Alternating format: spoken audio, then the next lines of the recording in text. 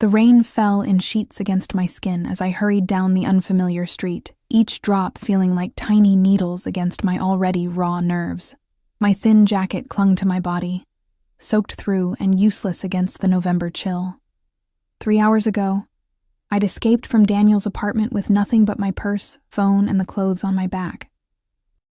3 hours of wandering through neighborhoods I didn't know, putting as much distance as possible between myself and the man who had slowly dismantled my life piece by piece over the past 2 years.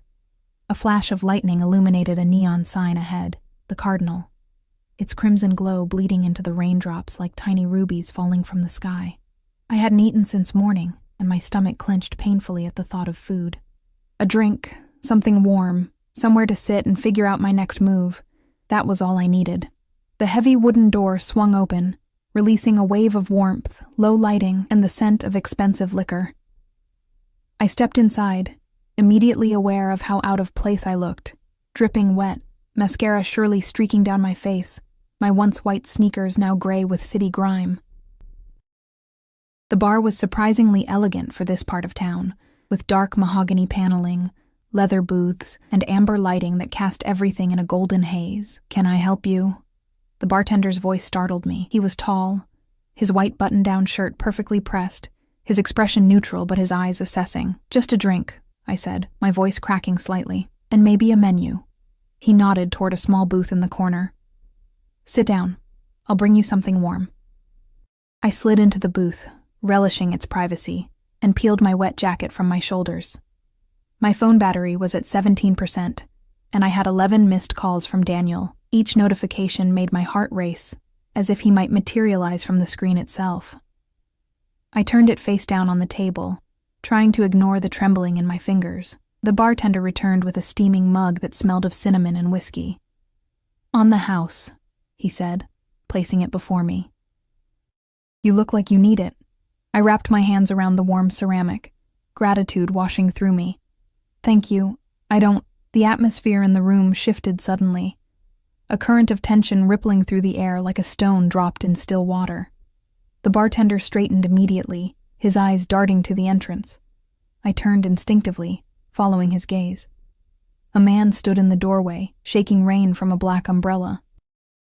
Even from across the room, his presence commanded attention. Tall, broad-shouldered, wearing a suit that even I could tell cost more than my monthly rent. Dark hair swept back from a face that belonged in a Renaissance painting, all sharp angles and perfect symmetry. Behind him, a larger man in a dark coat scanned the room before taking a position by the door. The newcomer handed his umbrella to someone I couldn't see, and moved through the space with the confidence of someone who owned it, which, I would soon learn, he did. As he passed tables, conversations hushed. Men nodded respectfully, women's eyes lingered. I watched, fascinated by the invisible force field that seemed to surround him until his eyes, dark and penetrating, locked with mine. Time seemed to stop. There was a moment of genuine surprise in his expression, quickly replaced by something else. Interest, curiosity, I couldn't tell. But in that brief connection, I felt exposed, as if he could see past my wet clothes and messy hair to all the broken pieces inside me. I looked away first, heat rushing to my face. When I dared to glance up again, he was speaking to the bartender, his head inclined slightly as the other man gestured discreetly in my direction. Embarrassment flooded through me. Of course they were talking about the bedraggled woman dripping on their expensive furniture. I gulped down a burning mouthful of the hot toddy and reached for my wet jacket. "Leaving so soon?" The voice was deep, cultured, with the barest hint of an Italian accent. I hadn't seen him approach, but suddenly he was there, standing beside my booth, one hand resting lightly on the polished wood of the table. Up close, he was even more intimidating, not just in his height or build, but in the controlled power that seemed to emanate from him. His suit was charcoal gray, his shirt crisp white against olive skin, a single gold ring on his right hand. No other jewelry, no flash, just understated wealth and authority. "I should go," I mumbled, clutching my jacket like a shield. "I'm sorry about the—" I gestured vaguely at the puddle forming beneath my chair. "Stay." It wasn't a request, but it wasn't quite a command either. "Finish your drink at least, and eat something." He slid into the seat across from me with a grace that belied his size. I'm Alessio Vitale. This is my place. I swallowed hard, feeling like a rabbit caught in a snare. Emma, I said, offering only my first name. I'm sorry to intrude. I just needed to get out of the rain. Something flickered behind his eyes. Concern, perhaps, though I didn't trust my judgment of men anymore. You're not intruding, Emma, but you are shivering. He made a small gesture, and the bartender appeared with a soft black throw. May I? I nodded, and Alessio stood, moving to my side of the booth. With careful movements, he draped the throw around my shoulders, his fingers brushing against my collarbone for the briefest moment. The contact sent an involuntary shiver through me that had nothing to do with being cold. Better? He asked, returning to his seat. Yes. Thank you. I pulled the throw tighter, inhaling the scent of cedar and something else. Something distinctly masculine that I assumed came from him. The bartender returned with a plate of pasta that steamed in the dim light, the aroma making my stomach clench painfully. I didn't order. You need to eat, Alessio said simply, as if it were perfectly normal to feed strangers who wandered into his bar. Marco makes the best cacio e pepe in the city. I hesitated only briefly before taking a bite, the flavors exploding on my tongue, creamy, peppery, perfect. I couldn't remember the last time food had tasted so good. Daniel had been monitoring my meals for months, commenting on every calorie, every carb, making me feel guilty for even wanting to eat. It's delicious, I said, taking another bite. Thank you. Alessio watched me eat with an intensity that should have made me uncomfortable, but somehow didn't. You're running from something, he said after a moment. It wasn't a question. I froze, fork halfway to my mouth. I'm not, or someone, he continued, his voice gentle but his eyes missing nothing. Husband? Boyfriend? I set my fork down, appetite suddenly gone. Ex-boyfriend, as of today. It's not. I'm fine. The lie sounded hollow even to my own ears. Alessio's expression darkened, something dangerous flashing across his features before he carefully controlled it. Did he hurt you? The question hung between us, loaded with implications. Daniel had never hit me. That would have been too obvious, too easy to name as abuse. His methods were subtler. Isolation, control, constant criticism that eroded my confidence until I barely recognized myself. Not physically, I admitted, my voice barely above a whisper. Alessio nodded once, as if confirming something to himself. Finish eating, he said, his tone softer now. Then we'll talk about where you're going tonight. The implication that he had any say in my plans should have set off alarm bells, but exhaustion was setting in, and the thought of facing the rain again with nowhere to go was overwhelming. I picked up my fork and continued eating, aware of his eyes on me, assessing, calculating. My phone screen lit up on the table between us. Another call from Daniel. Before I could react, Alessio reached out and turned it over, glancing at the screen. His jaw tightened almost imperceptibly. Persistent, isn't he? He murmured, sliding the phone back toward me. The screen went dark as the call went to voicemail, only to light up again seconds later with a text. I know you're out there somewhere. You think you can just leave? After everything I've done for you, I'll find you, Emma. You know I always do. Alessio read the message before I could hide it, his expression hardening into something that made me shrink back slightly in my seat. He looked up at me, and in that moment, I glimpsed something terrifying beneath his composed exterior. A coldness, a capacity for violence that sent ice through my veins. How did you find this place? He asked, his voice deceptively casual. I was just walking. I don't even know what part of the city this is. I wrapped my hands around the mug again, seeking its warmth. I've never been here before. A fortunate accident then, he said, something like satisfaction settling over his features. He glanced at my phone as another message came through. Does he know where you might go? Friends? Family? I laughed. A brittle sound devoid of humor. I don't have any friends left. He made sure of that. And my family. I swallowed hard. My mom died last year. There's no one else. Something shifted in Alessio's expression. recognition, perhaps, of a shared pain. "I'm sorry about your mother," he said, and the genuine sympathy in his voice made my throat tighten.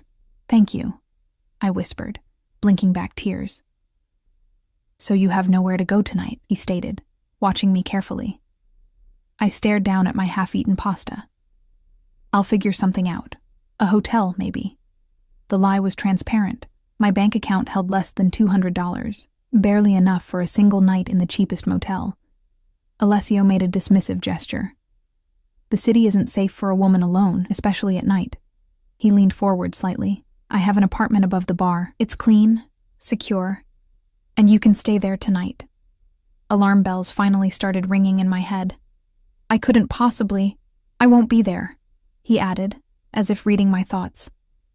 "I have another residence. The apartment is for business associates who need discretion." I should have said no. Every instinct honed by years of bad decisions screamed at me to decline, to walk out into the rain, to go anywhere but upstairs with this intimidating stranger. But where would I go? Back to Daniel? To sleep on a bench in the rain? "Why would you help me?" I asked, searching his face for ulterior motives. "You don't know me." Something like amusement flickered in his dark eyes. "Let's call it professional courtesy. I dislike men who mistreat women."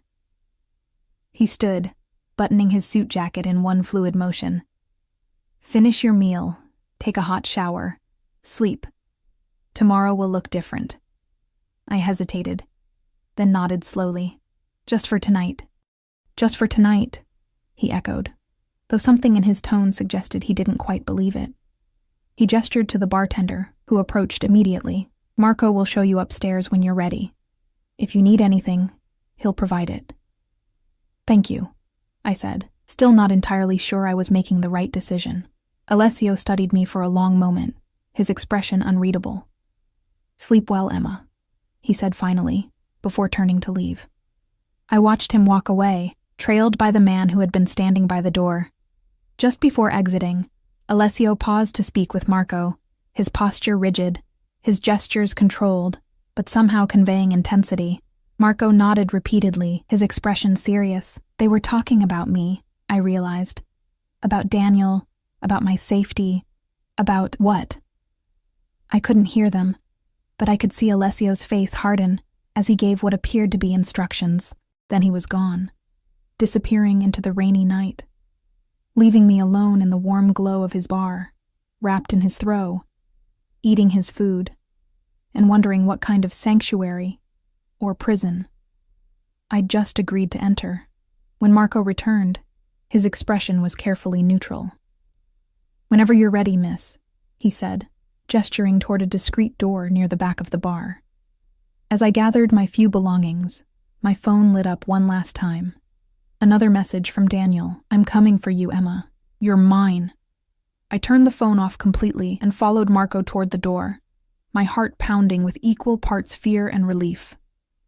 What I didn't know then was that I had just traded one form of possession for another, that the man whose threshold I was crossing would claim me in ways I couldn't yet imagine, and that the sanctuary I sought would come with a price I wasn't prepared to pay.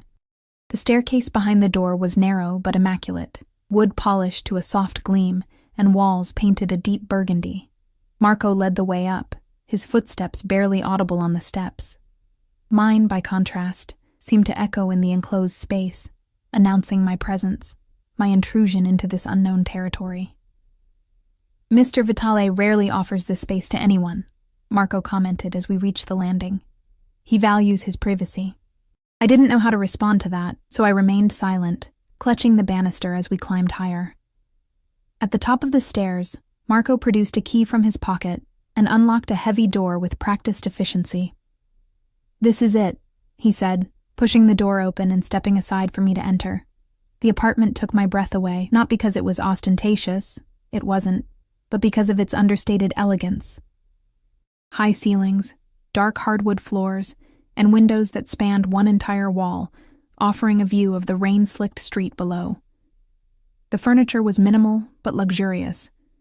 A charcoal gray sectional that looked sinfully comfortable, a glass coffee table with a single art book placed precisely in its center, a dining table of some exotic dark wood that gleamed in the soft lighting. The kitchen is stocked, Marco said, leading me through the space. Bathroom through there. Bedroom at the end of the hall. He placed the key on a small table by the door. This is yours while you stay. Mr. Vitale is very particular about security, so please don't leave without locking up. I nodded, still taking in the surroundings. Thank you, Marco, for everything. He gave me a small, almost imperceptible bow. Mr. Vitale left instructions for your comfort. There are clothes in the bedroom that should fit. Toiletries in the bathroom. If you need anything else, there's a phone by the bed. Dial 9, and someone will answer, day or night. The thought of Alessio preparing for my arrival, selecting clothes, making arrangements, sent an odd flutter through my stomach. He knew I'd say yes to staying here? Marco's expression remained carefully neutral. Mr. Vitale is accustomed to anticipating needs. Will there be anything else, Miss Emma? No, thank you. Then I'll leave you to rest. Good night. The door closed behind him with a soft click, followed by the sound of the lock engaging. I stood alone in the center of the living room, water still dripping from my clothes onto the immaculate floor, feeling like an interloper in someone else's life. Moving through the apartment felt like walking through a museum after hours. Everything perfectly arranged, untouchable. In the bedroom, I found what Marco had mentioned, a silk pajama set in deep emerald, laid out on a king-sized bed with sheets that looked impossibly smooth. In the adjoining bathroom, a fluffy robe hung on the back of the door, and the marble counter displayed an array of expensive toiletries still in their packaging. I turned the shower as hot as I could stand, stripped off my wet clothes, and stepped under the steaming spray. As the water cascaded over me, I finally allowed myself to cry, for the years lost with Daniel, for the loneliness ahead, for the strange twist of fate that had landed me in this beautiful prison of a stranger's making. By the time I emerged, wrapped in the softest robe I'd ever felt, exhaustion had settled deep in my bones. I put on the silk pajamas, slid between sheets that felt like clouds against my skin, and fell into a dreamless sleep almost instantly. I woke to sunlight streaming through windows I'd forgotten to cover and the tantalizing aroma of coffee. For one disorienting moment, I didn't know where I was, the unfamiliar weight of silk against my skin, the absence of Daniel's heavy breathing beside me, the quality of light all wrong for his apartment. Then it all came rushing back, the escape, the rain, the cardinal, Alessio Vitale with his penetrating gaze and unexpected offer of sanctuary. I sat up slowly, running my hands over the luxurious sheets. On the bedside table sat a steaming cup of coffee and a note written in elegant slanting script. Good morning, Emma. Join me for breakfast when you're ready. My heart stuttered in my chest. He was here? In the apartment? I slipped out of bed, suddenly very aware of my borrowed silk pajamas and wild morning hair. In the bathroom, I found my clothes from yesterday, now clean and dry, folded neatly on the counter. Dressed in my own jeans and sweater, I felt marginally more prepared to face whatever awaited me. I followed the scent of coffee and food down the hallway, pausing at the entrance to the kitchen. Alessio stood at the stove, his back to me, dressed more casually than the night before in dark trousers and a crisp white shirt with the sleeves rolled up to expose forearms corded with muscle. He was cooking something that sizzled in a pan, moving with the same effortless grace I'd noticed the night before. Did you sleep well? He asked without turning around, somehow aware of my presence. Yes. Thank you, I said, hovering awkwardly at the threshold. The bed was very comfortable. He glanced over his shoulder, his dark eyes taking in my appearance with a thoroughness that made heat rise to my cheeks. Sit. Coffee's on the table. I moved to the dining table, where 2 places had been set with fine china and gleaming silver. A French press of coffee sat beside a small pitcher of cream and a bowl of sugar cubes. I poured myself a cup, more to have something to do with my hands than out of any desire for caffeine. I hope you like frittata, Alessio said, bringing over a skillet and sliding a perfectly cooked egg dish onto a serving plate. It's my mother's recipe. It looks delicious, I said, genuinely surprised by this domestic side of the intimidating man I'd met last night. I didn't expect you to be here this morning. He set the skillet down and took the seat across from me, his movements fluid and controlled. I wanted to ensure you were comfortable. He served me a portion of the frittata, then himself. And to discuss your situation. I tensed, fork halfway to my mouth. My situation? Your ex-boyfriend, Alessio said, his tone conversational but his eyes sharp. Daniel, is it? The one who believes he owns you. The frittata turned to ash in my mouth. I set my fork down carefully. How did you... Your phone, he said simply. The messages. Right. I took a sip of coffee to wash down the sudden dryness in my throat. It's complicated. I'm sure it is. Alessio leaned back slightly, studying me. Most toxic relationships are. How long were you together? 2 years, I admitted. It wasn't always bad. In the beginning, he was charming, attentive. They usually are. There was no judgment in his voice, just a statement of fact. What changed? I stared down at my plate, trying to pinpoint exactly when things had shifted. It was so gradual I barely noticed. First, it was little comments about my friends, about how they weren't good for me. Then about my clothes, my hair, my weight. Before I knew it, I'd lost contact with everyone I cared about. I'd changed everything about myself to please him, and it was never enough. Alessio's expression darkened. And yesterday? What made yesterday different? I twisted my napkin in my lap. I found out he's been reading my emails, monitoring my phone. He had some kind of tracking app installed. When I confronted him, I swallowed hard. He said it was for my own good, that I couldn't be trusted to make the right decisions, that he was protecting me from myself. The worst kind of cage is the one you don't recognize until you're already locked inside, Alessio said quietly, something like understanding in his eyes. Yes, I whispered, surprised by how perfectly he'd captured it. And now? What is your plan? I laughed, a hollow sound. I don't have one. I left with nothing. My name is on the lease with Daniel. My clothes, my books, my mother's jewelry, it's all there. I have about $170 to my name and my job. I stopped abruptly, realizing with horror that I'd missed my shift at the bookstore last night. I probably don't even have that anymore. Alessio considered this, taking a sip of his coffee. You need money, a place to stay, and a way to retrieve your belongings. I nodded miserably. I'll figure something out.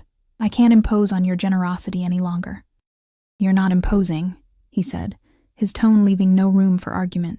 You'll stay here until we sort this out. We?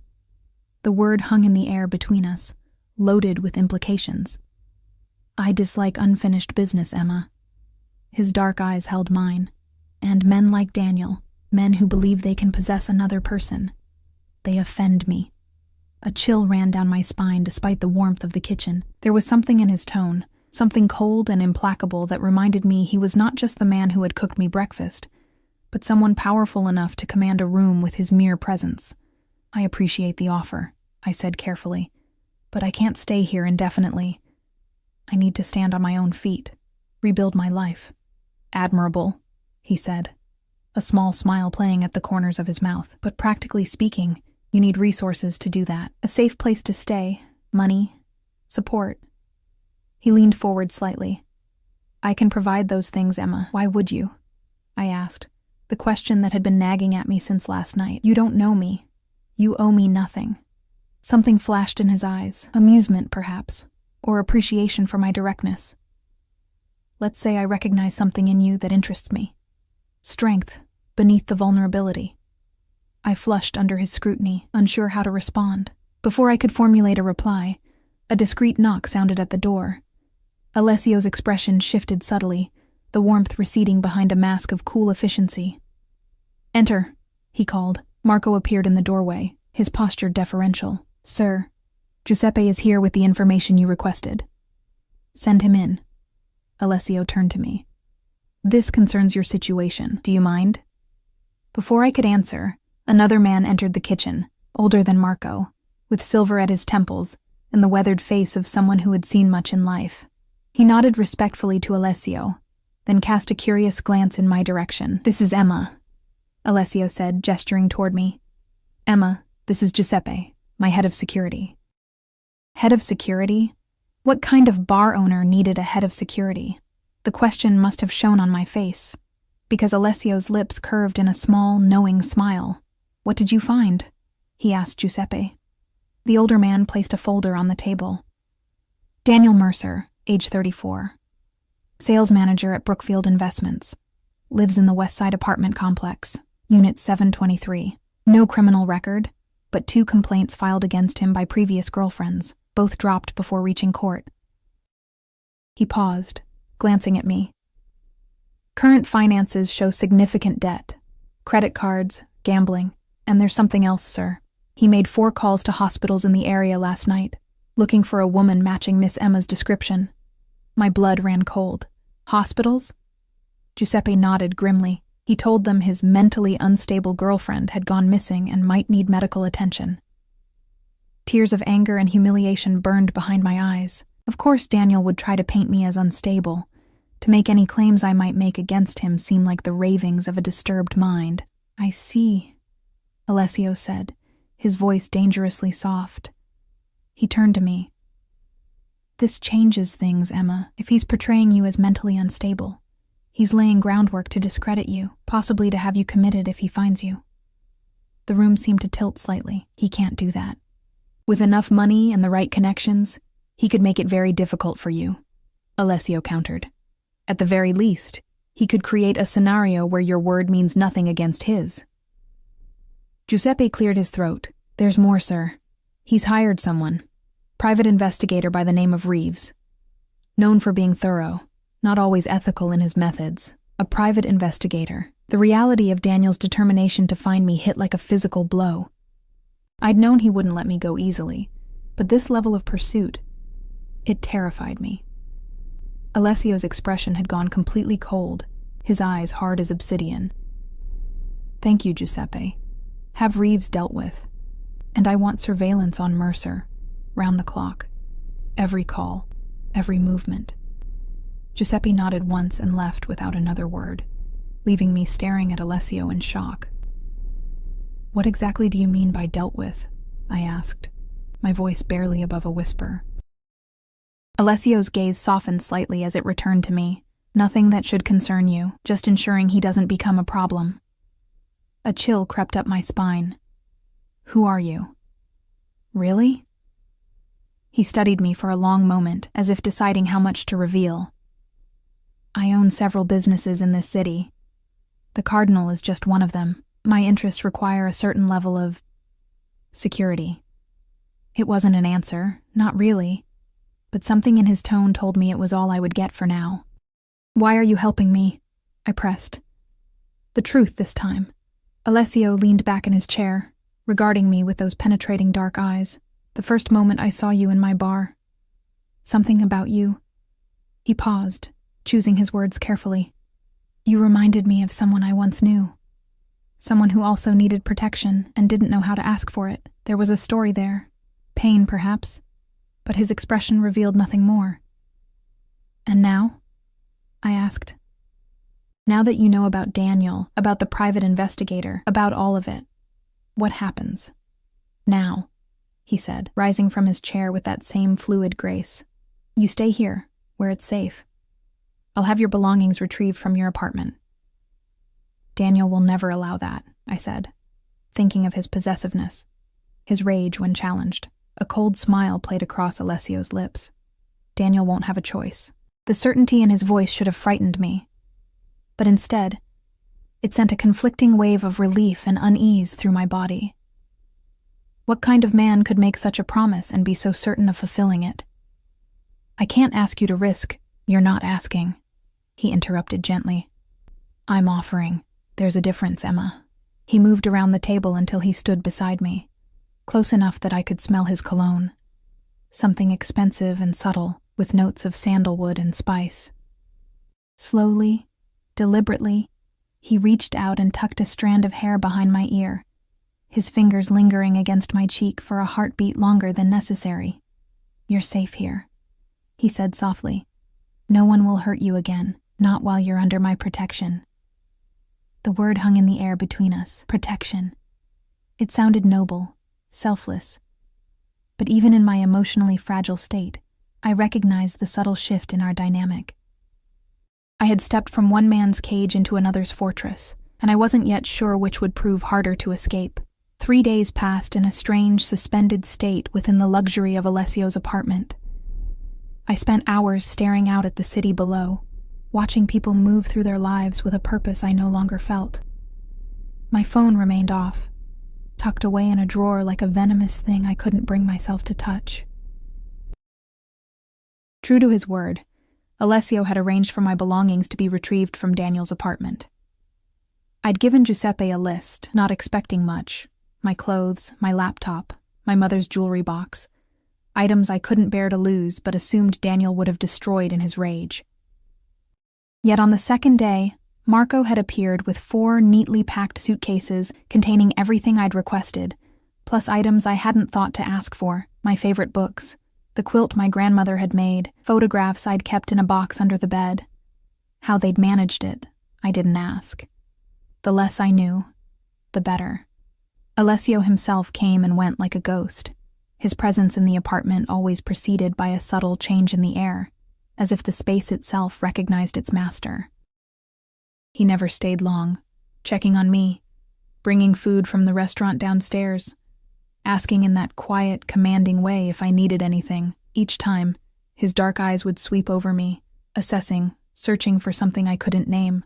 On the evening of the 3rd day, I was curled on the window seat with one of my rescued books, when the door opened, and Alessio entered carrying a bottle of wine and 2 glasses.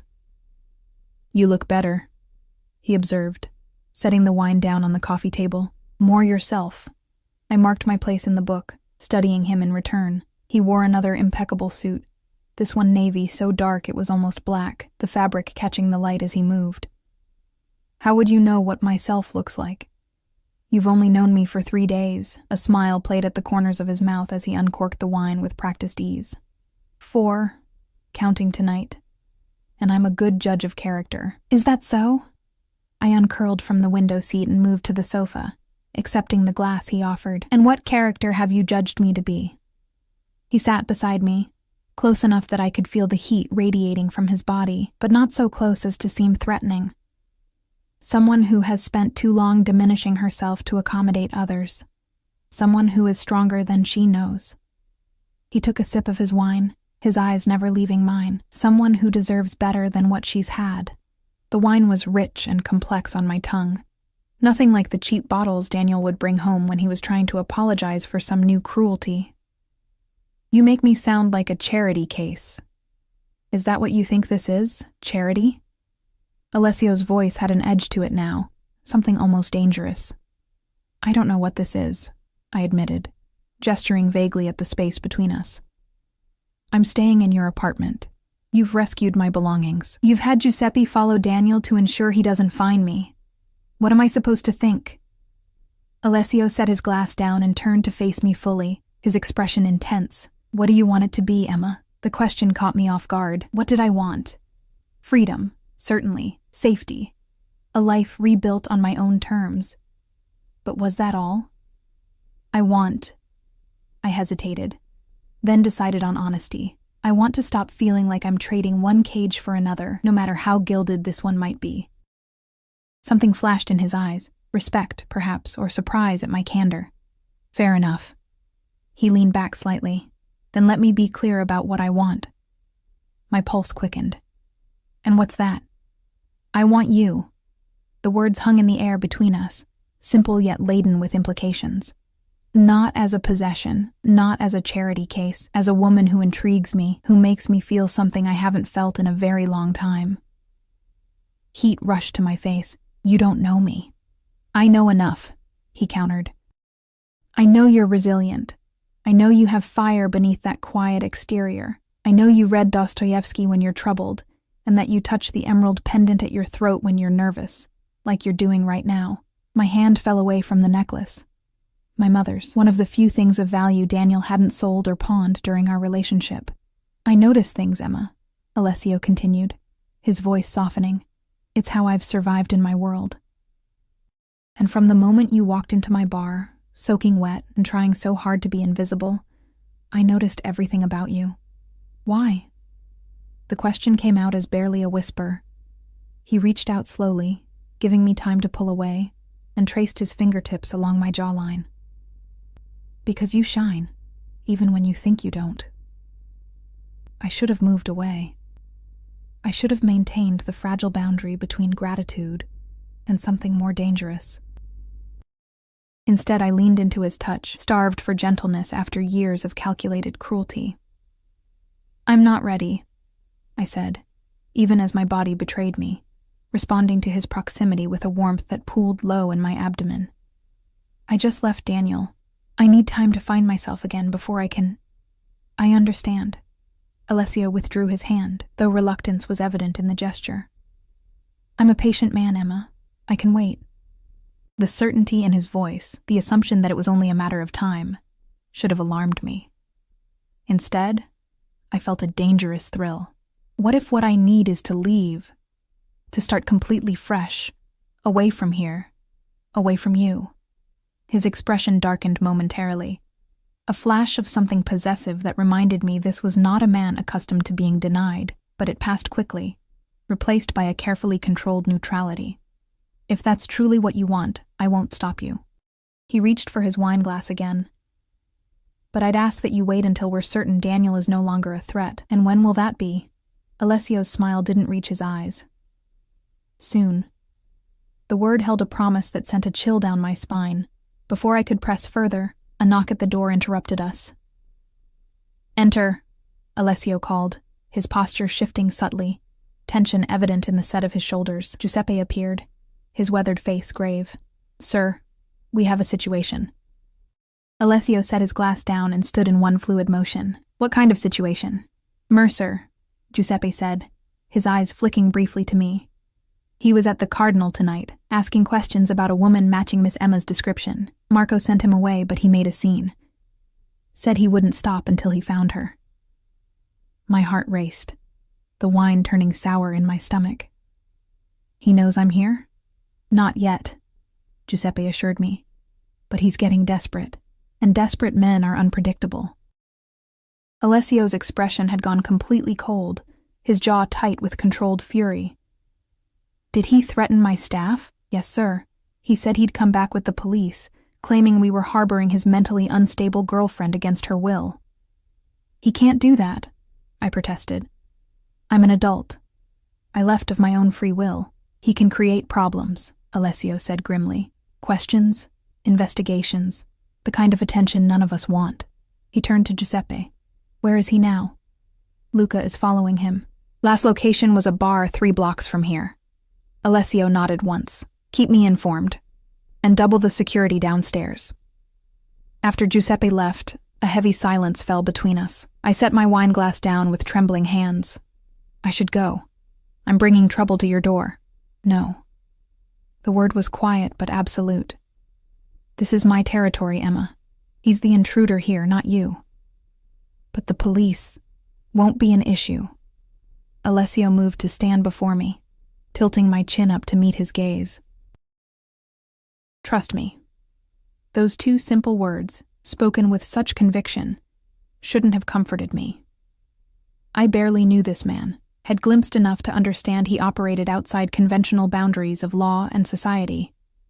Yet in that moment, with Daniel's threats looming like storm clouds, I wanted desperately to believe in Alessio's protection. "I'm scared," I admitted, hating the weakness in my voice but unable to disguise it. Something softened in his expression. "You don't need to be. Not anymore." He brushed his thumb across my lower lip, in a gesture so intimate it made me shiver. "No one will hurt what's mine." The possessive pronoun hung in the air between us. I should have objected, should have reminded him that I wasn't his, that I just escaped one man who viewed me as property. Instead, I found myself leaning into his touch, craving the security it promised. "Stay here tonight," he said, his voice low. "I have business to attend to." "Business?" I echoed, suddenly fearful of what that might entail. "Alessio, please don't do anything." "Shh." He pressed a finger to my lips. "Don't ask questions you don't want answers to, Cara." The Italian endearment slipped out naturally, warming me despite my apprehension. He leaned down slowly, giving me time to pull away, and pressed his lips to my forehead in a kiss that felt like both a promise and a brand. "Lock the door behind me," he instructed, pulling away reluctantly. "Don't open it for anyone but me or Marco. Understand?" I nodded, unable to form words around the tightness in my throat. After he left, I locked the door as instructed and pressed my forehead against the cool wood, trying to make sense of the conflicting emotions roiling inside me. Fear for what Daniel might do, concern about what Alessio might do in return. And beneath it all, a shameful flutter of excitement at the way Alessio had looked at me, touched me, claimed me with that single word. Mine. Sleep was impossible. I paced the apartment, checking my phone despite myself, half expecting to see messages from Daniel.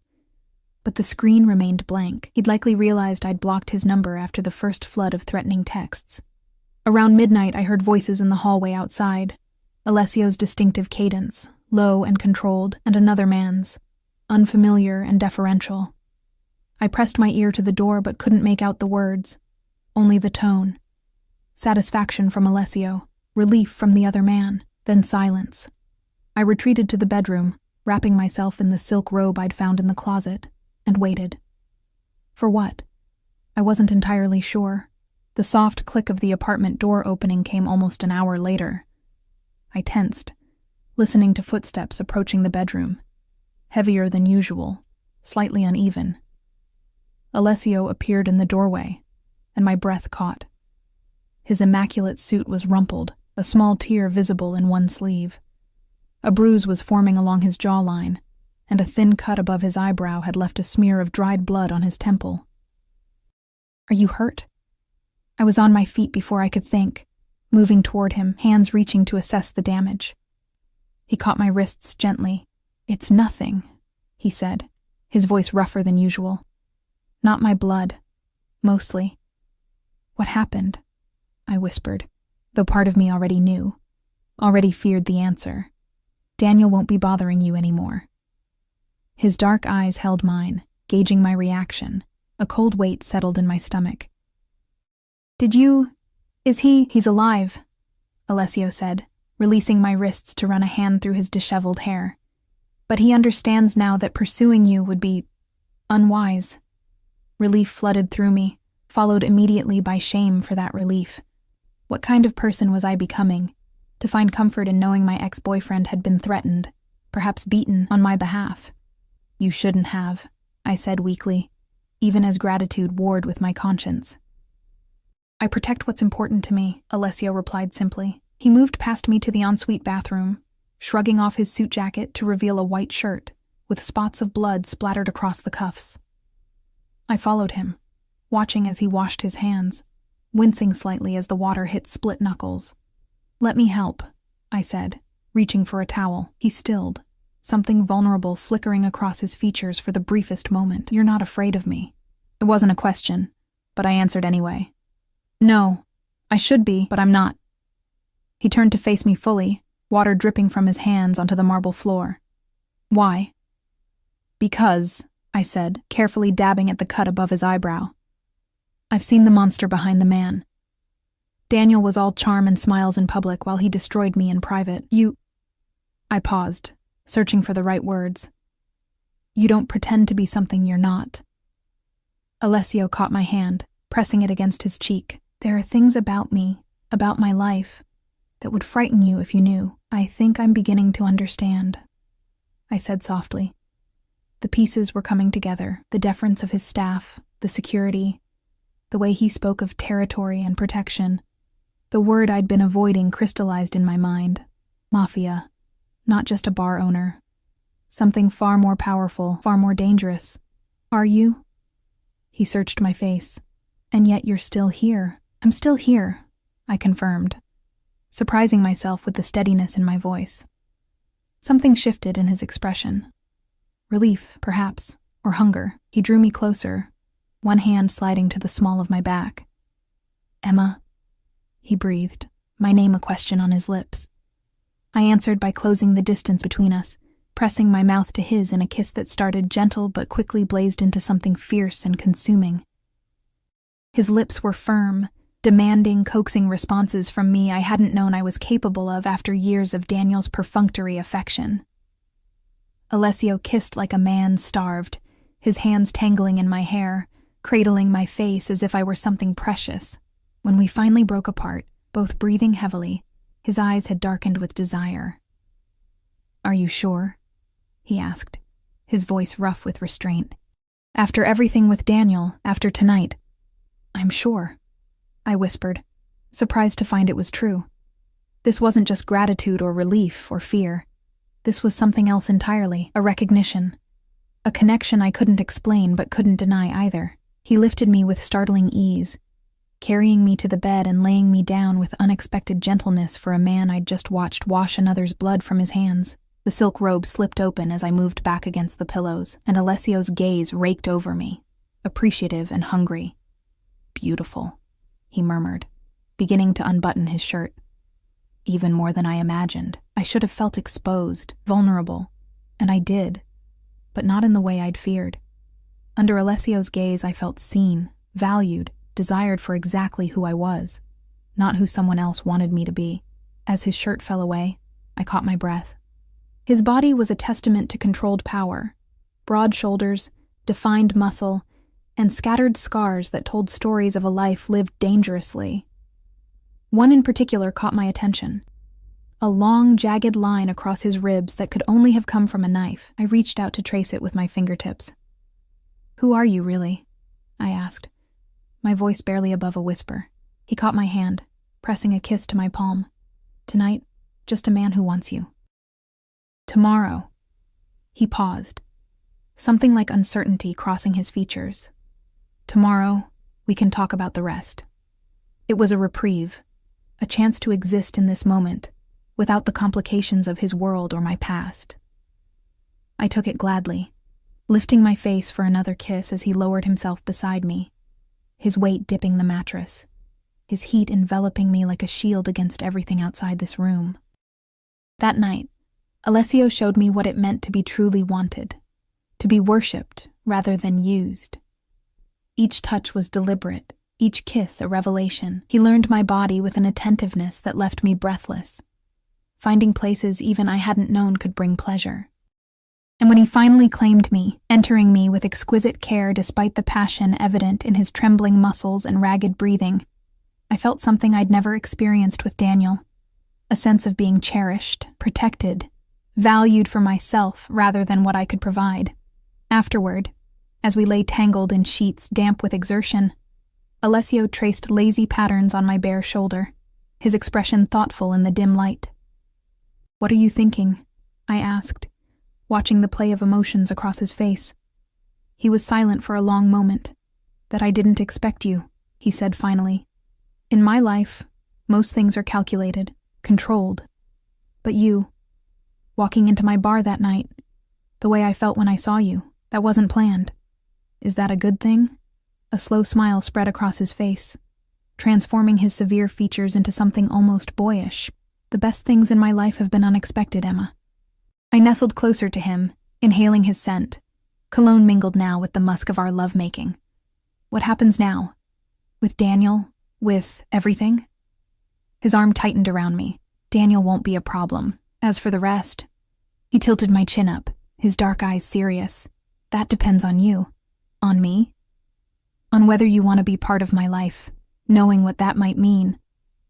The implication hung between us. He wasn't offering just a relationship, but entry into a world I only partially understood, one with its own rules, dangers, and moral codes that existed alongside but separate from ordinary society. "I need time," I said honestly.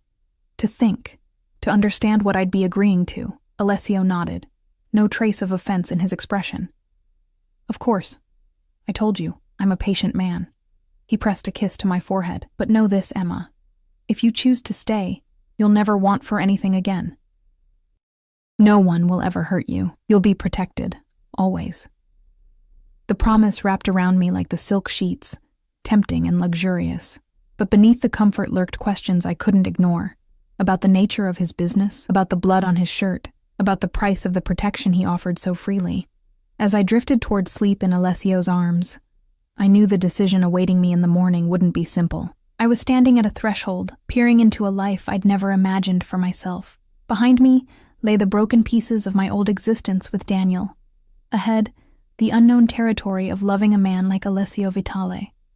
What I didn't yet understand was that the choice had already been made the moment I stepped through the door of the Cardinal, seeking shelter from the rain. Some fates, once set in motion, cannot be undone. And mine had become irrevocably intertwined with Alessio's from that first meeting of our eyes across the dim, amber-lit space of his bar. Morning arrived with golden light filtering through curtains I hadn't closed, and the unfamiliar sensation of a warm body pressed against mine. For a moment, disorientation clouded my mind. Then memories of the night flooded back, bringing heat to my cheeks and a flutter to my stomach. Alessio slept beside me, one arm still draped possessively across my waist, his face younger and somehow vulnerable in repose. Without the intensity of his conscious gaze, I could study him freely, the dark sweep of his lashes against olive skin, the slight crease between his brows even in sleep, the curve of his mouth, softer now than in waking hours. I slipped carefully from beneath his arm, wrapping myself in the discarded silk robe.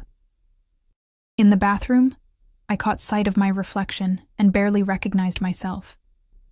My eyes seemed brighter, my skin flushed with a vitality I hadn't seen in years. But there were marks too, the shadow of Alessio's stubble against my neck, a small bruise blooming on my collarbone where his passion had overwhelmed his control, evidence of the night we'd shared, of the decision still looming before me. I showered quickly, letting hot water wash away the lingering aches and muscles unused to such thorough attention. By the time I emerged, Alessio was awake, sitting on the edge of the bed in just his trousers, speaking quietly into a cell phone I hadn't seen before. "Make sure it's done properly," he was saying, his voice once again the controlled, commanding tone I'd first heard at the Cardinal. "No mistakes." He ended the call when he saw me, setting the phone aside with a small smile that transformed his face. "Good morning." "Good morning," I echoed, suddenly shy despite our intimacy the night before.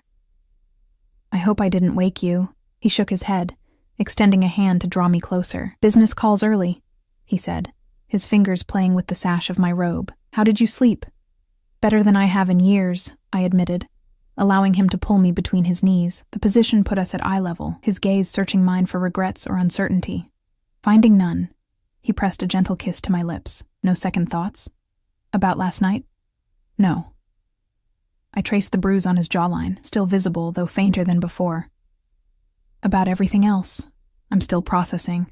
Alessio nodded, accepting this. "Fair enough. We should talk, but first..." He stood in one fluid motion. "Coffee. Breakfast. I find difficult conversations go better with both." I watched as he moved around the kitchen with that same easy grace, preparing espresso in a gleaming machine that looked more complicated than my laptop. There was something mesmerizing about seeing this powerful, dangerous man engaged in such a domestic task, his focus absolute as he tamped the coffee grounds with practiced precision. "You cook often?" I asked, settling onto one of the bar stools at the kitchen island. A small smile played at his lips.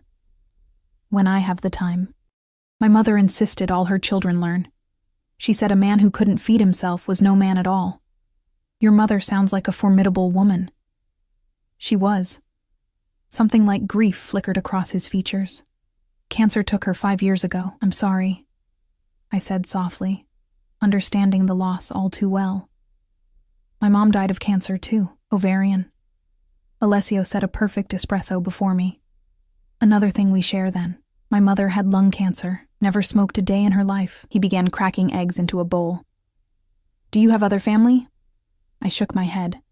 My father left when I was 3, no siblings. After Mom died, it was just me. "Until Daniel," he noted, his tone carefully neutral. "Until Daniel," I agreed, wrapping my hands around the warm espresso cup. He seemed so solid, so dependable after Mom's death. I was vulnerable, and he... I trailed off, the patterns now so obvious in retrospect. He recognized a target, Alessio finished for me, his expression darkening as he whisked the eggs with more force than necessary. Men like that can smell vulnerability. They're predators.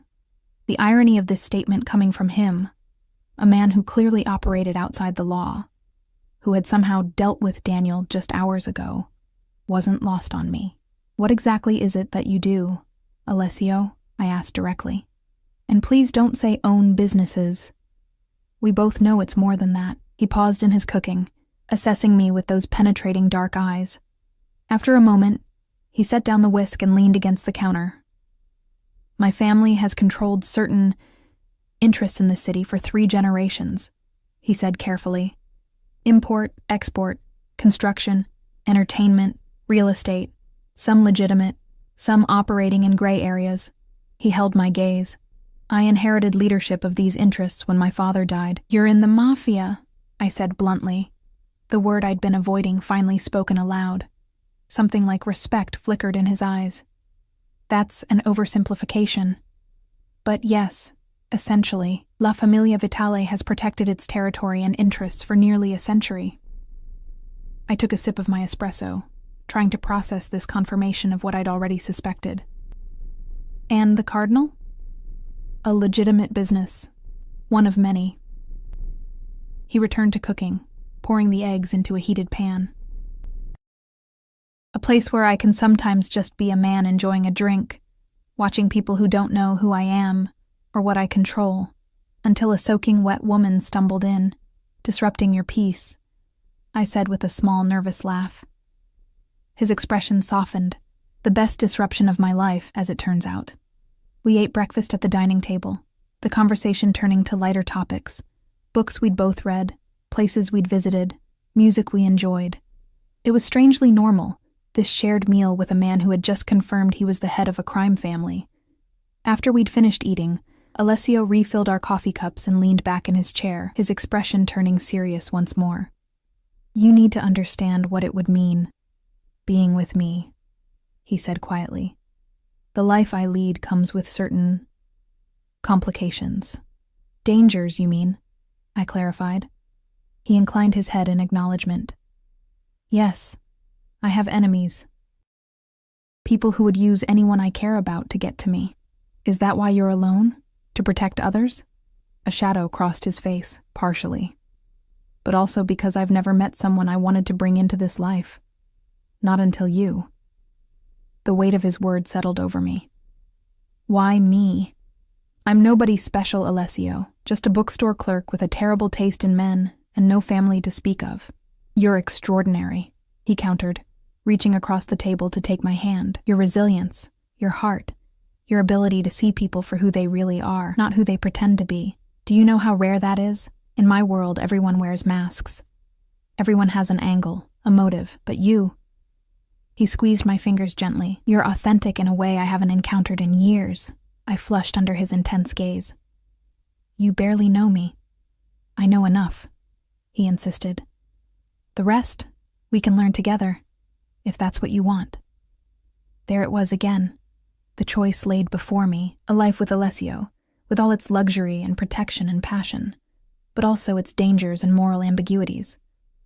Or a return to the ordinary world, rebuilding from scratch, alone. "What about your business?" I asked carefully. "Would I be involved in that?" "No," he said firmly. "Never. That part of my life would remain separate. You would want for nothing, live in complete security, but the details of my operations would never touch you." "Is that possible? To keep those worlds so completely apart?" Alessio's expression grew somber. "My father managed it with my mother. She knew what he was, in broad terms, but never the details. It protected her, both legally and emotionally. And if I wanted to know more, to understand the man you truly are..." Something like surprise flickered across his features. "Most women in your position would want as much distance as possible from that reality." "I'm not most women," I reminded him. "And I can't love half a man, Alessio. If I choose you, I choose all of you. The bar owner and the, whatever term you prefer, businessman," he supplied with a small wry smile. "Though even that doesn't quite capture it.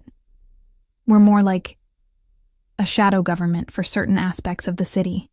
We provide protection, resolve disputes, ensure balance, And break legs when necessary? I asked, unable to keep the edge from my voice. His expression didn't change. When necessary, yes. Though it's rarely so crude these days. Money, information, influence.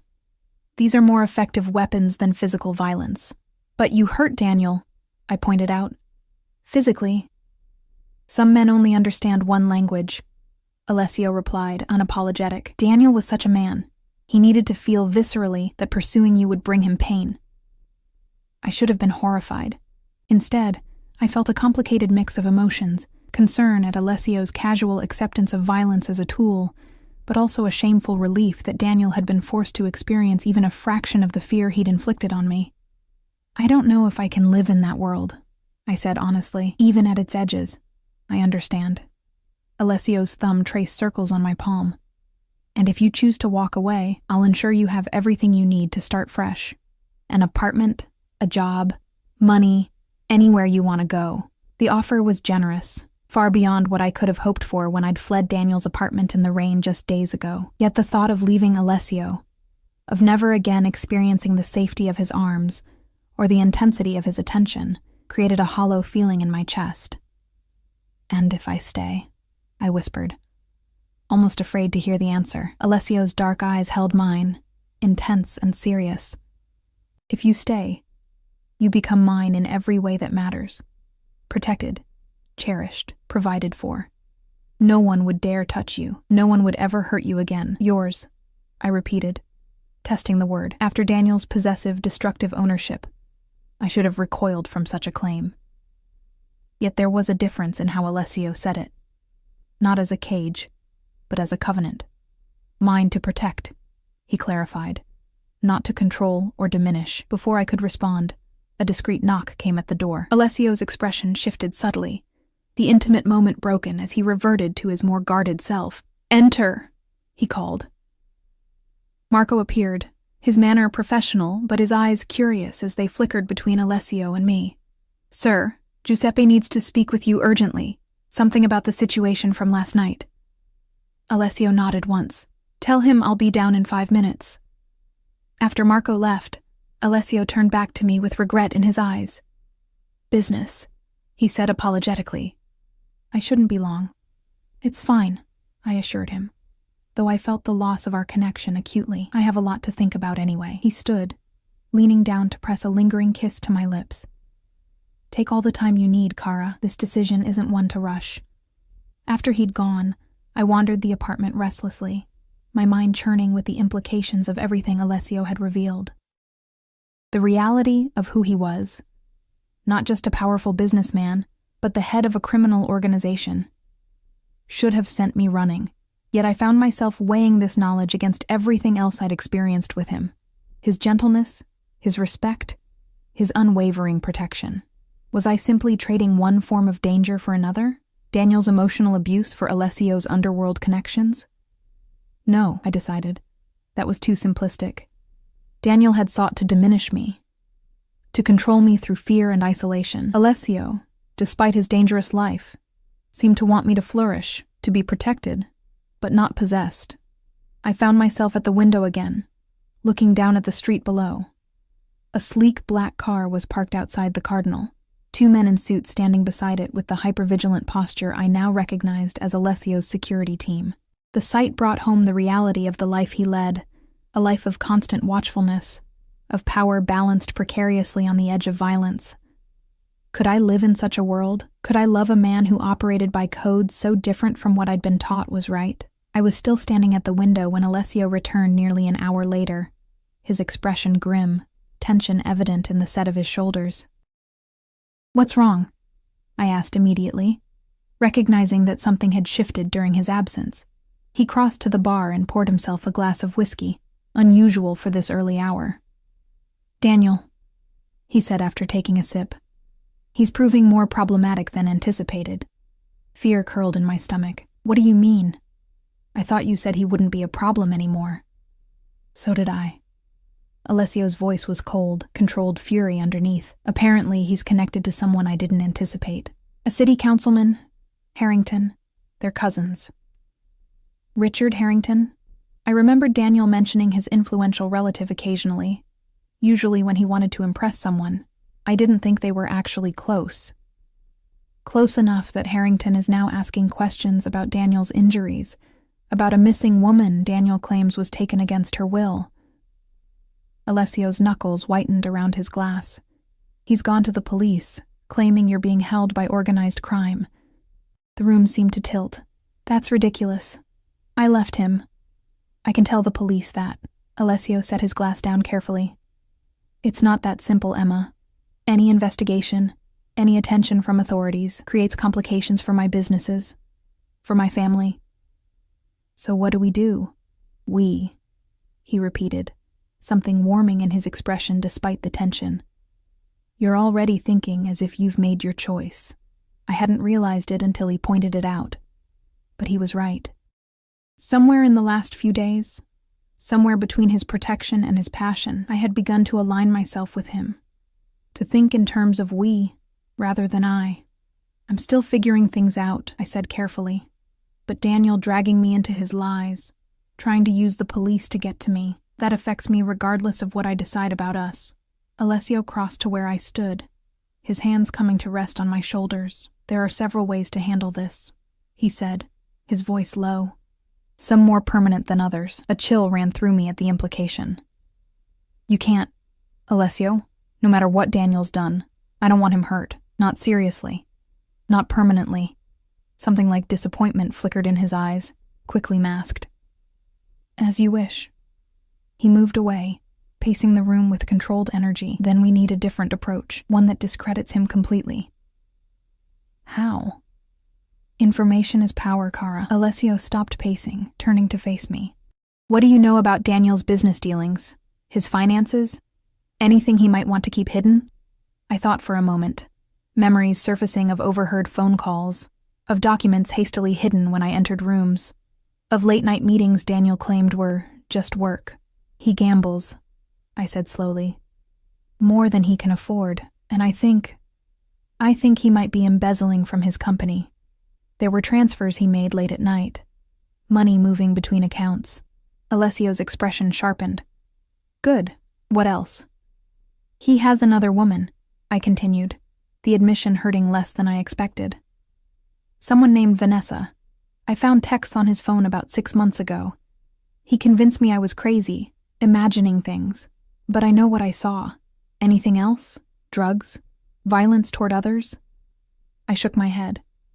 Not drugs, as far as I know. He drinks too much, gets mean when he does, but he's careful about his image. He wants people to see him as successful, respectable. A memory surfaced suddenly. Wait. There was something.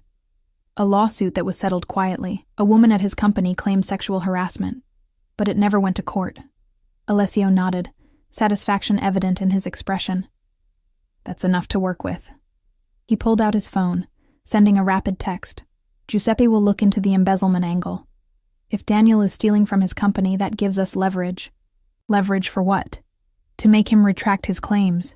To make him leave you. Leave us. Alone. Permanently. Alessio's eyes met mine, deadly serious. No violence, as you asked, just information wielded strategically. The methodical way he approached the problem, the confidence with which he deployed his resources. It was both frightening and reassuring. Daniel had used manipulation and emotional abuse to control me. Alessio used power and influence to protect me. The difference was stark, yet both men operated outside the boundaries most people lived within. And Councilman Harrington? I asked. Will be reminded that his own affairs aren't entirely above scrutiny. Alessio replied coolly. Politicians, especially those with ambitions beyond the city council, rarely have pristine closets. I sank onto the sofa, suddenly overwhelmed by the scope of what was happening. All this because I walked into your bar that night. Alessio sat beside me, taking my hands in his. All this because a man couldn't accept losing what was never truly his, he corrected gently. None of this is your fault, Emma, but now you're involved. Your business, your family, all at risk because of me. I chose this, he reminded me. The moment I saw you, I chose this path, and I don't regret it. His thumb traced my cheekbone. The question is whether you can live with the choices I'm making on your behalf. The question hung between us, weighted with implications about not just this situation, but all the future situations that would arise if I chose to stay with him. Could I accept his methods? The way he wielded power and information like weapons? The fact that his protection came with moral compromises I hadn't imagined making just days ago? I don't know, I admitted. I've spent the last 2 years having choices taken from me, having my agency stripped away piece by piece. I don't want to trade one form of that for another, no matter how much more benevolent yours might be. Understanding dawned in Alessio's eyes.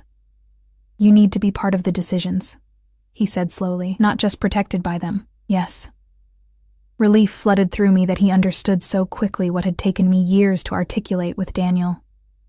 Alessio was quiet for a long moment, considering that's not how things typically work in my world, he said finally. The separation between my business and my personal life has always been absolute. It protects those I care about. I'm not asking to be involved in your business decisions, I clarified. I'm asking not to be kept in the dark about things that directly affect me. Like how you handle Daniel, like what happens next. He studied me with those penetrating dark eyes, as if seeing me anew. You continue to surprise me, Emma. Most women would want as much distance as possible from the uglier aspects of my life. I'm not most women, I reminded him. And if I choose you, choose this life, I want it to be with open eyes, no illusions, no fairy tales. A slow smile spread across Alessio's face, transforming his severe features. No illusions, he agreed. Though I maintain that being with you is something of a fairy tale for a man like me. The words sent warmth flooding through me, a dangerous hope taking root despite my reservations. Alessio leaned closer, his intent clear in his darkening eyes. May I? He asked, his gaze dropping to my lips. In answer, I closed the distance between us, meeting his kiss with a hunger that surprised even me. His arms encircled me, drawing me onto his lap with easy strength, and for several minutes, the complications of our situation receded, eclipsed by the simple, overwhelming chemistry between us. When we finally broke apart, both breathing heavily, Alessio pressed his forehead to mine. Stay with me, Emma, he whispered, vulnerability evident in his voice for the first time. Choose this. Choose us. In that moment, with his arms around me and his heartbeat steady beneath my palm, the choice seemed clear. Whatever moral ambiguities lay in loving Alessio Vitale, whatever dangers lurked at the edges of his world, they paled against the certainty I felt in his embrace, that I was valued, protected, seen for exactly who I was. Yes, I heard myself say, the word emerging with surprising conviction. I choose you, Alessio. I choose us. His arms tightened around me, a tremor running through his powerful frame that spoke of emotion he rarely displayed. You won't regret it, he promised, pressing kisses to my hair, my temple, the corner of my mouth. I'll make sure of it. As I melted into his embrace, accepting what this decision would mean for my future, I couldn't know how prophetic his words would prove, nor how thoroughly our lives would soon be tested by forces beyond even Alessio's considerable control. The choice I'd made that day would reshape my existence in ways I couldn't yet imagine, drawing me deeper into Alessio's world and the shadows that defined it. But in that moment, all I knew was the certainty of his arms around me, the promise of protection in his kiss, and the dizzying freedom of having finally made a choice that felt entirely my own. 6 months later, I stood at the window of our penthouse, watching the city lights flicker to life as dusk settled over the skyline. No longer Alessio's apartment above the Cardinal, but our home, a sprawling, elegant space in a building he owned in the most exclusive part of the city. My reflection in the glass was almost unrecognizable from the woman who had stumbled, soaking wet and terrified, into his bar half a year ago. Gone was the hunched posture, the wary eyes, the constant tension that had defined me during my time with Daniel. In their place stood a woman with straight shoulders, confident bearing, and clothes that spoke of tasteful luxury rather than careful economy. The door opened behind me, and I turned to see Alessio stepping into the apartment, shrugging off his suit jacket in a gesture I'd come to love. No matter how many times I witnessed his homecoming, my heart still quickened at the sight of him. "You're early," I said, crossing the room to meet him. He enfolded me in his arms, burying his face in my hair. "I missed you," he murmured, his voice rough with emotion that he showed only to me. Meetings all day with people I'd rather not waste time on. I smoothed my hands over his shoulders, feeling the tension there. "Drink?" I offered, already moving toward the bar we'd designed together, crystal decanters of his favorite whiskeys arranged precisely as he preferred them. "Please." He loosened his tie, watching me with appreciation as I poured 2 glasses. "How was your day?" "Good," I said, handing him the amber liquid. "The bookstore had a record day, and I finished the inventory system upgrade." Pride flickered in his dark eyes.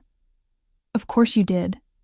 Marco said sales are up 30% since you took over management. The bookstore, formerly a struggling independent shop in a prime location, had been Alessio's wedding gift to me 3 months ago. Something that's yours alone," he'd said, handing me the deed. "Something Daniel never touched that has nothing to do with my other businesses."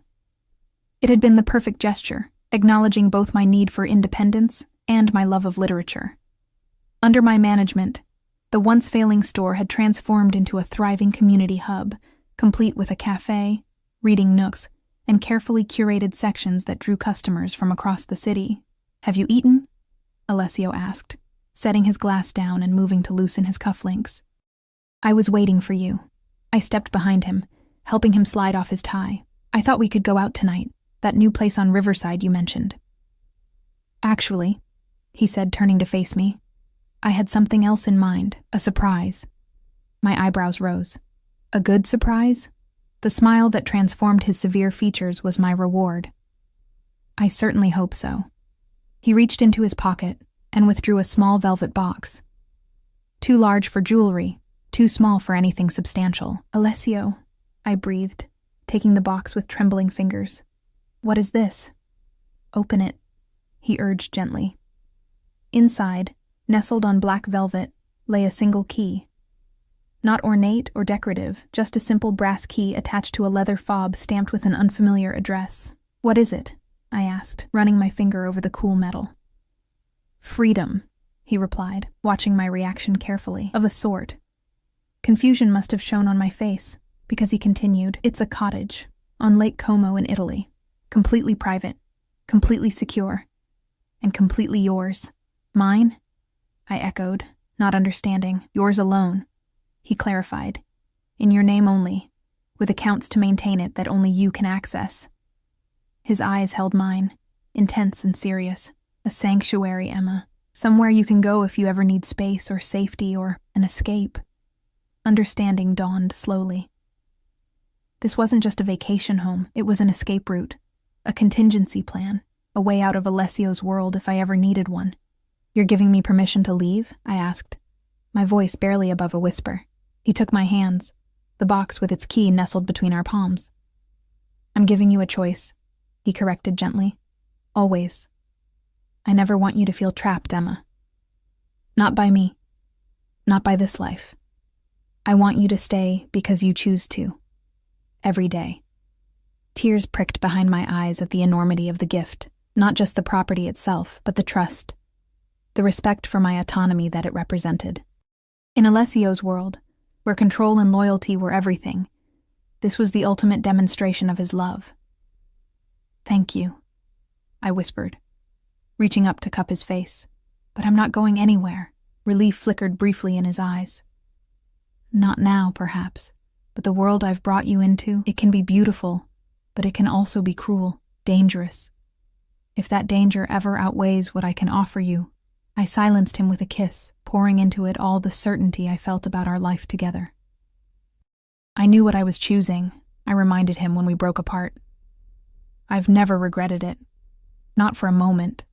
It was true. The past 6 months had been a revelation, not just in the luxury and security Alessio provided, but in the partnership we'd built. True to his word, he had kept the darker aspects of his business separate from our home life, but he no longer shielded me completely from the reality of who he was. When decisions affected me directly, he consulted me. When dangers arose, he informed me. And there had been dangers. 2 months after I'd moved in with Alessio, Daniel had made one final desperate attempt to reclaim me, or perhaps to punish me for escaping him. Despite the evidence of embezzlement Giuseppe had uncovered, despite the pressure Alessio had applied through Councilman Harrington, Daniel's obsession had overcome his self-preservation. He'd waited outside the bookstore one evening, following me to the car where Marco was stationed to drive me home. What Daniel hadn't known, couldn't have known, was that in the month since leaving him, I'd changed in ways beyond the superficial. Alessio had insisted I learn to protect myself, arranging for private lessons in self-defense. Not because I won't protect you, he'd explained, but because you should never feel helpless again. When Daniel grabbed me, pressing a knife to my ribs and demanding I come with him, the old fear had surged, but this time, it was accompanied by something new, confidence. Before Marco could even exit the car, I'd employed the techniques I'd practiced for countless hours, breaking Daniel's grip and disarming him in one fluid movement. The look of shock on his face as I held his own knife steady, keeping him at bay until Marco and the security team neutralized the threat, had been almost worth the terror of the encounter. Almost. What happened after, Alessio's cold fury, the choices laid before me about Daniel's fate, had tested the boundaries of our arrangement. For the first time, I'd seen the full extent of Alessio's power, the network of influence that could make a person simply disappear. He tried to take what's mine, Alessio had said, his voice terrifyingly calm as we discussed Daniel's future. There is only one penalty for that in my world. And in my world, I had challenged, refusing to be cowed even by this darkest aspect of the man I loved. What about my choice in this? The tension between us had been palpable. A clash of worlds and values that could have broken a lesser bond. In the end, Alessio had conceded. Not weakly, but thoughtfully, recognizing the wisdom in my more measured approach. Daniel had been persuaded to accept a job transfer to the company's Singapore office, accompanied by legal agreements that ensured he would never contact me or return to the city. The combination of evidence about his embezzlement, testimonials from other women he'd harassed, and Alessio's considerable influence had created a scenario where Daniel had only one viable option: disappear voluntarily or be disappeared. He had chosen wisely. "You're thinking about him," Alessio observed now, reading the shadow that had crossed my face. I shook my head, setting the velvet box on the side table. "Not really. Just reflecting on how far we've come, how different everything is now." He traced the line of my jaw with gentle fingers. "Any regrets?" "None," I said with absolute certainty. "I'm exactly where I want to be, Alessio." And it was true. Despite the moral complexities of loving a man in Alessio's position, despite the occasional brush with the darker aspects of his world, I had found something with him I'd never known was possible. A relationship built on mutual respect, where protection didn't mean control, where strength didn't require submission. Alessio pulled me closer, his expression softening into the private smile he reserved only for me. "I have another surprise," he murmured, his lips brushing my ear. "One I think you'll like even better than the cottage." "Oh?" I leaned into him, savoring the solid warmth of his body against mine. What could possibly top a Lake Como escape plan? He drew back slightly, his dark eyes suddenly serious. "Remember when we discussed children? The possibility of a family someday?" My heart stuttered in my chest. "Yes, of course."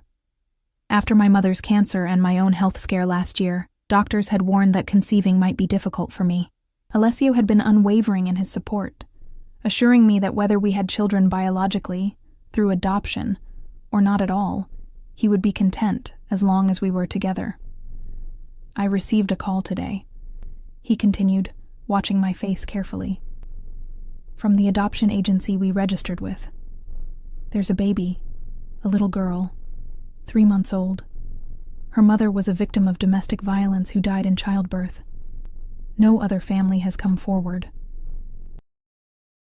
"A baby," I repeated, scarcely daring to believe it. "For us?" Alessio nodded, vulnerability evident in his expression. "If you want her, if you're ready. The agency fast-tracked our application because of our resources, our ability to provide immediate care." She could be home with us by the end of the week. A daughter, I whispered, tears spilling freely now. Our daughter. A clean slate, Alessio said softly, someone untouched by my world, by your past. A chance to build something new, something better than what either of us had.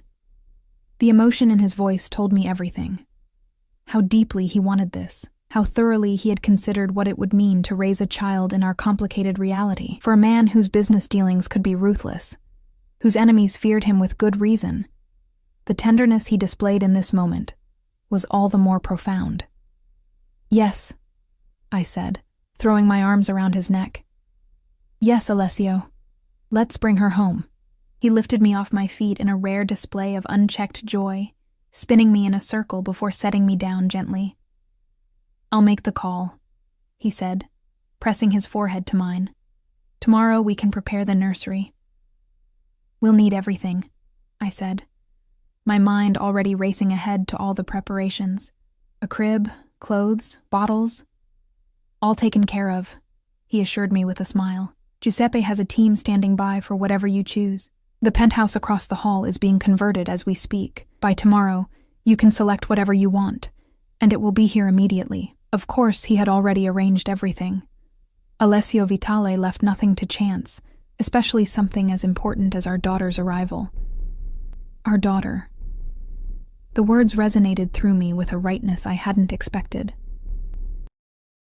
Later that night, as we lay tangled together in the afterglow of passionate lovemaking, Alessio traced patterns on my bare shoulder, his expression thoughtful in the dim light.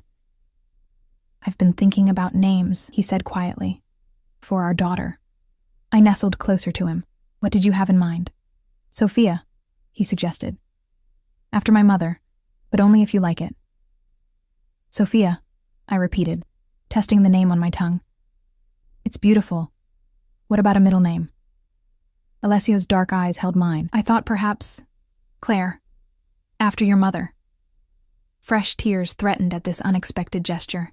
Sophia Claire Vitale, I whispered. It's perfect. He pulled me closer, his arms forming the sanctuary I'd come to rely on. Our family, he murmured against my hair, something neither of us thought we'd have again. The words settled around us like a blessing, a promise of the future we were building together. Complicated, imperfect, but ours. In 3 days' time, a tiny girl who had lost everything would come home to parents determined to give her the world, to protect her from its darker aspects, while teaching her to be strong enough to face them. Looking back on that rainy night when I'd stumbled into the Cardinal, desperate and alone, I could scarcely believe the path my life had taken. From the prison of Daniel's emotional abuse, to the complex freedom of Alessio's world, from isolation to family, from fear to strength, the journey had transformed me in ways I was still discovering.